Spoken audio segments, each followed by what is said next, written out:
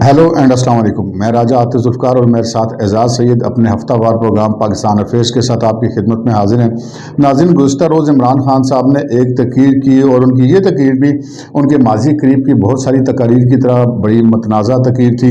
इसमें उन्होंने बहुत सारे लोगों को हदफ तनकीद बनाया, बहुत सारे इदारों को हदफ तनकीद बनाया, ब्यूरोक्रेसी को हदफ तनकीद बनाया, अदलिया को हदफ तनकीद बनाया, इस्टेब्लिशमेंट को हदफ तनकीद बनाया। और इसमें वो एक हम ये कह सकते हैं कि लिमिट से बहुत ज़्यादा आगे बढ़ गए, जिसके बाद बहुत सारी सरासिमगी फैली हुई थी और साफ्ती हल्के जो है वो इसको बहुत ज़्यादा डिस्कस कर रहे थे कि इमरान खान साहब बहुत सारी रेड लाइंस जो हैं वो अबूर कर चुके हैं और एक और रेड लाइन उन्होंने अबूर की और फिर उसका नतीजा वही निकला कि रात गए फिर ये इत्तला मिली कि जो पैमरा है उसने इमरान खान साहब की तकारीर के बराह रास्त नशरिए पर पाबंदी आयद कर दी। यहाँ पर यह चीज़ मैं वाज़ेह करना ज़रूरी समझता हूँ कि इमरान खान साहब की तकारीर पर जो है वो नशर करने पे कोई पाबंदी नहीं है, उसको बराह रास्त नशर करने पर पाबंदी है। यानी कि एक गैप आएगा जिसके बीच में जो है वो एडिट होंगी चीज़ें, उसके बाद वो ऑन एयर जाएंगी। अब उसके बाद जब वो ख़बरें चला करेंगी तब भी वो उनकी जो एडिट शुदा नशरिया है वो ज़रूर होगा, तकरीर नशर की जा सकेंगी, उनके टिकट्स भी चलते रहेंगे, उनकी ख़बरें भी उसी तरह बनती रहेंगी। लेकिन सिर्फ बराह रास्त जो तकारीर हैं उनको नशर करने पर पाबंदी आयद की। क्यों? इमरान खान साहब वैसे भी बहुत सारी हदूद क्रॉस कर जाया करते हैं, अब भी उन्होंने की, बहुत दिनों से वो इस्टेब्लिशमेंट पे भी बहुत ज़्यादा तनकीद कर रहे थे, अदलिया पर भी तनकीद कर रहे थे, ब्यूरोक्रेसी पर भी कर रहे थे। और ये जो तनकीद कर रहे थे, जहाँ जहाँ पे वो तनकीद कर सकते हैं वो तनकीद कर रहे हैं, जहाँ जहाँ पे वो कार्रवाइयाँ कर सकते हैं वहाँ पे वो कार्रवाइयाँ कर रहे हैं, जहाँ जहाँ पर उनकी हुकूमत है KP में या पंजाब में।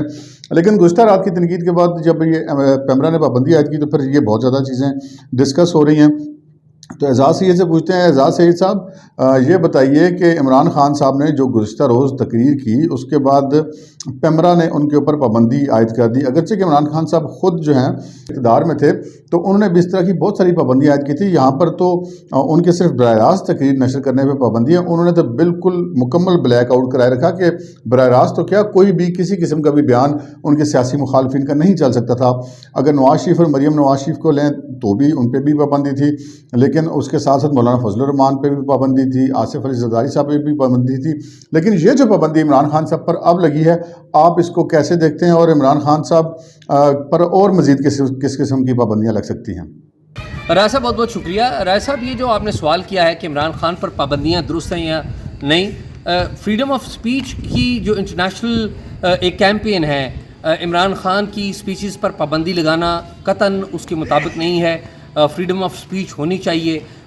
माजी में जब यही पाबंदियाँ साबिक़ वज़ीर-ए-आज़म नवाज शरीफ पर लगी थी तो भी गलत था, उससे पहले जनाब अल्ताफ़ हुसैन के ऊपर लगी पाबंदियाँ तो वो भी गलत था। तो ये जो फ्रीडम ऑफ स्पीच की जो बेसिक असूल हैं उनके मुताबिक तो ये बिल्कुल गलत बात है कि किसी भी शख्स की जो स्पीच है उस पर पाबंदी लगा दी जाए।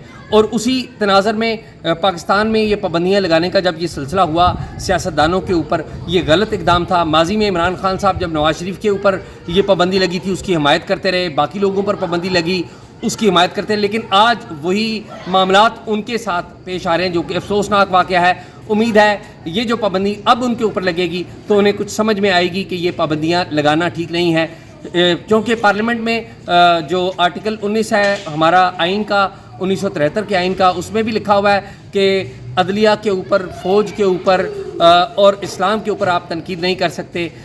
तो इस कानून के ऊपर भी बहस होती रही है और इस कानून को रिफॉर्म करने की ज़रूरत है, लेकिन किसी भी कानून के पीछे छुप के आज़ादी इजहार पर पाबंदी लगाना ये दुरुस्त नहीं। अच्छा, ये बताएं एजाज़ सैयद कि इमरान खान साहब किस सिमत को बढ़ रहे हैं? बहरहाल जिस भी सिमत को बढ़ रहे हैं बहुत तेज़ रफ्तारी से बढ़ रहे हैं, लेकिन ज़रा हमारे नाज़रीन को बताइए कि वो किस सिमत में बढ़ रहे हैं और उनका सियासी मुस्तकबिल अब क्या है, आप उसको कैसे देखते हैं? राय साहब, इमरान खान किस तरफ बढ़ रहे हैं, ये बड़ा अहम सवाल किया आपने। इमरान खान का जो मुस्तकबिल है वो कोई इतना शानदार नज़र नहीं आ रहा फ़िलहाल। अवामी सपोर्ट अगर देखी जाए तो उनके पास बहुत है, इसमें किसी किस्म का डाउट नहीं है।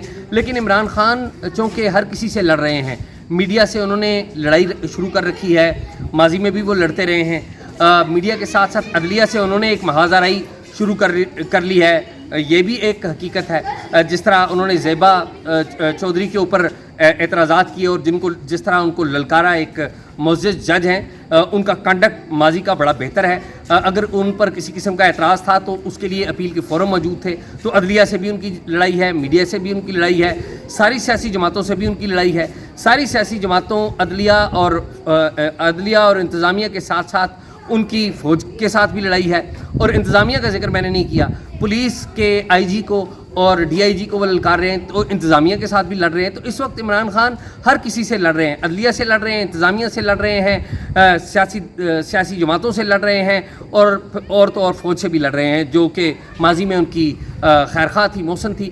تو یہ اتنی زیادہ لڑائیاں جو انہوں نے شروع کر رکھی ہیں, تو مجھے اس کا نتیجہ کوئی اچھا نظر نہیں آ رہا. ان کا مستقبل مجھے نہیں لگتا کہ اتنا کوئی اچھا ہوگا انٹل اور انلیس کہ وہ باقی جو قوتیں ہیں ان کے ساتھ پیس کر لیں, امن کر لیں اور اپنا بہتر مستقبل کر لیں. جی بہت بہت شکریہ اعجاز سید آپ کا. ناظرین آپ نے سنا کہ اعجاز سید صاحب کہہ رہے تھے کہ جو عمران خان صاحب آگے بڑھ رہے ہیں تو ان کا کوئی سیاسی مستقبل زیادہ تابناک نہیں دکھائی دیتا.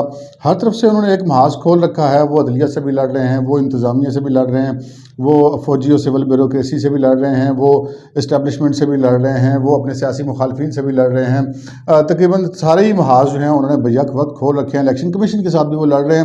تو عمران خان صاحب کی پوزیشن اس وقت ایک پاکستان کے سیاسی منظرنامے میں ایک ضدی بچے کی طرح دکھائی دے رہی ہے, جس نے ہر ایک سے لڑنا طے کیے اور کہ اس نے سب سے لڑنا ہے اور بغیر سوچے سمجھے لڑنا ہے, بغیر نتائج کو دیکھے ہوئے لڑنا ہے.